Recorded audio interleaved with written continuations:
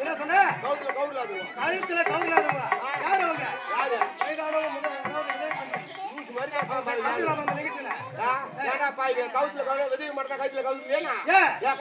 கண்ணி போடுங்களா? ஒரு 5 பேர் ஏந்து வாங்கம்மா. அவனுக்கு கூட இப்ப கஷ்டம் காலம்டா. தமிழ்நாட்டுக்கு எப்போ கம்பெனி வந்ததோ அப்பவே அது நைட்டே போச்சு. கொட்டுறான்.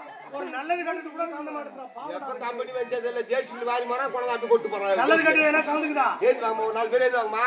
வாங்க ஒரு வெத்தல ஒரு வாழைப்பழம் தர வாங்கம்மா. ஐயோ